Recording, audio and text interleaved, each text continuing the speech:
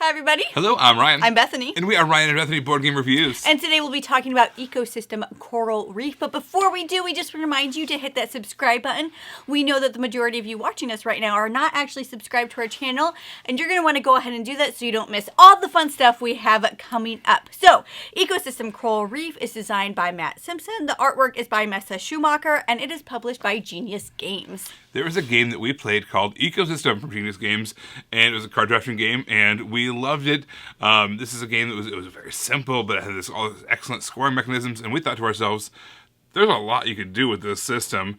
And you know what? Genius Games had the genius idea of doing that very thing. They took the ecosystem... Knee slapper. You can't see, but I'm slapping my knee right now. They took the ecosystem system and applied it underwater to the coral reef. So yeah, it's basically the same thing you're doing. You have a handful of cards, you're drafting them, you're playing them onto a tableau in front of you, trying to create a diverse ecosystem that's going to score you a whole lot of points. Let me give you a quick overview of how to play. Alright, in order to play Ecosystem Coral Reef, you're going to want to understand some of the cards. What's going to happen is every player is going to be dealt 10 cards. You're going to keep one of the cards, and you're going to pass the other 9 over to the person to your left. Then you're going to play it out in front of you into a tableau. It's going to happen again and again and again until eventually you've played 10 cards out in front of you.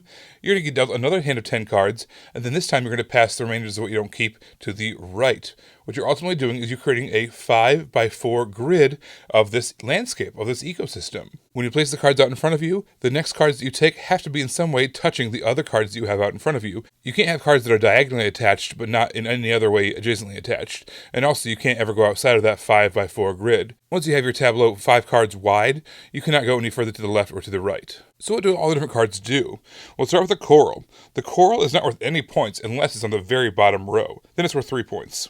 The krill, I kind of want to be bunched together. The more krill you have together, the more points it's worth. The maximum you can have is 3, and if you have that, you get 9 points.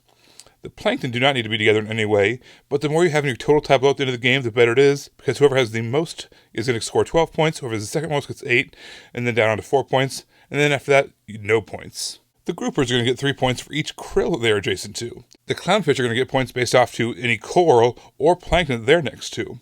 Crabs just want to be in the same exact row as a lot of plankton. You get 2 points per plankton that you're next to.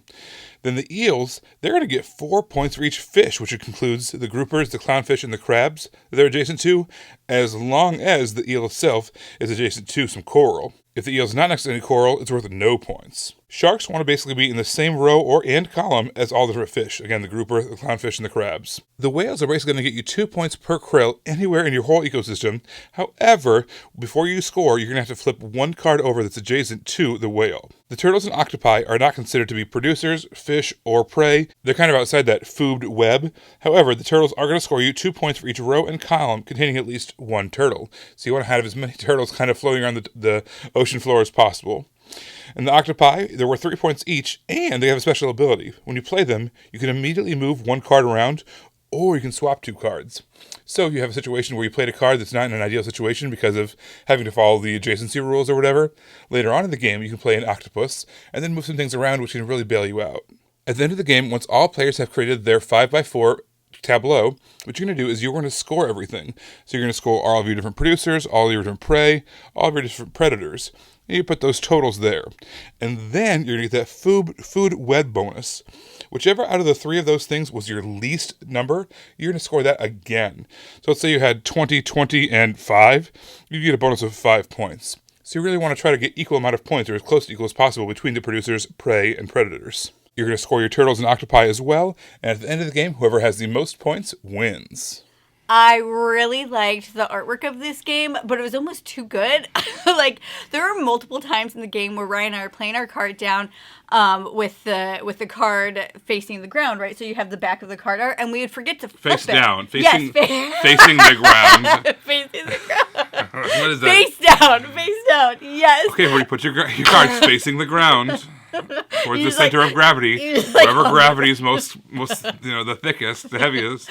Anyway, and oftentimes we would both forget to flip it because the artwork just kind of blended in really nicely with all the other cards that were already down. So it blended together really nice. But I liked that. I thought the artwork was great and beautiful. And also they didn't shy away from with it when an animal was a little scary looking. It was still cartoonish, but still a little scary. Like, flip that shark over, it's like, whoa. The eel was like. What was that again? I can't do that. Just like that. Exactly. It's basically like watching a nature documentary on the moray eel. Yes. I think that the new mechanism of scoring of the food chain was really unique. So you have this before in the original game you had basically every animal had its own scoring mechanisms, which is true again. But you were then at the end of the game also graded on the diversity of each individual scoring category, each individual animal or land or whatever it was. In this case, you kind of divided it into these bigger categories of. I don't know, kind of like the source food, like the plankton and the krill. Then you had the bigger items like the fish, and then it ultimately went to the predators. Yeah. So you had, the sharks and all those kinds of things, and the whales at the top of the food chain. So I thought that was really cool having, at the end of the game, you had to break out all the scoring of those three things, and you only got bonuses based off whichever you did the least of. So you needed to participate in all the categories as best as you could. Yeah. So that way you got maximum points and your bonus as well, which I thought was a lot of fun. I really liked the amount of stress that this game gave me when we were drafting, because you really want to score. I mean, you can't score everything, but you really need to score everything. So you kind of need everything, but not everything is coming to you. So how are you supposed to score everything when you really need this coral, because you already have an eel right there, and if you can't get the coral, it's not going to score anything. I love that in a game, and this had it in spades. We were able to play this with our 9-year-old as well, and it worked fantastic. I was a little worried at first because we had tried Ecosystem with her, and it was just a little over her head at the time. But now she's a little bit older, first of all. But then this is a different game, even though it's similar. Yeah. And boy, she caught on right away. There was some things where the whale flips over cards around it, which is, Before you score. you have to make some decisions, right, as far as what you're going to flip over. And I looked over at her board, and I was trying to help her out, and I was like, oh, you should probably flip over that, whatever it is. It's only scoring you a few points, and it's going to, so go and get rid of that. She was adamant, like, no, Dad, I have a plan. And I had a thing that strategy that I had been using all the game, and so I wanted to flip over this other thing, and I was like, all right, whatever, I'm going to beat you. And then she... Psych! When during the scoring, it turns out she had some other things that were like ripple effects of what she was doing, and that gave her extra points. And I completely didn't even notice that. It was fantastic. I loved it, that kind of that educational moment, both in terms of gaming and as far as, kind of the environmentalism of the diversity of the coral reef. So it was just this really cool moment that I loved sharing with her. And it probably really helps that we all have player aids. So it's not like she has to keep asking us and we know what her strategy is. She can herself refer to that. We can all refer to that little player aid to see, I need this to do this, to do this, to do this. So you don't always have to look up the rule book or anything like that. So I liked it. I really liked it. I like the card drafting and the tableau building. I like that fun stress that it gives me because I really enjoy that in a game. It's fine. It's fine. It's not a problem. I'm totally fine. I like that stress. But I feel like if you like card drafting and tableau building, this is definitely a game you'll want to check out.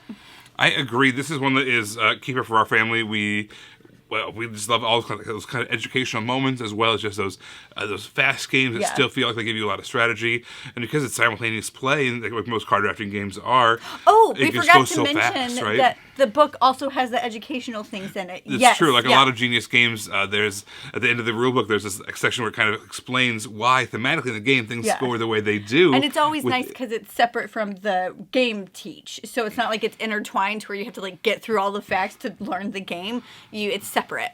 Yeah, so I thought that's a fantastic teaching moment for all those reasons. And I guess one of the things you're probably asking yourself too, it shares the name with the game ecosystem. Can you own both? Should you own both? Do you need to own both? And the answer is, if you want to. They do have a lot of core similarities. So maybe you only have room on for one of them on your shelf or within your budget. In which case, this is a fantastic option. Really, they both are. But do you need to own both? No, probably not, because they do share similarities. But again, if you're using it as this teaching thing, the idea of diversity and healthy ecosystems, it rings true for like all landscapes, right?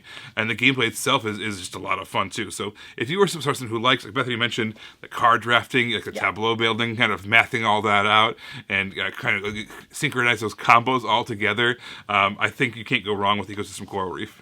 Everybody, thank you so much for watching. Don't forget to subscribe so you can see our videos as they come out. Until then, you can follow us in all of these places. You guys, thanks for watching, and we will see you next time. Bye. Bye.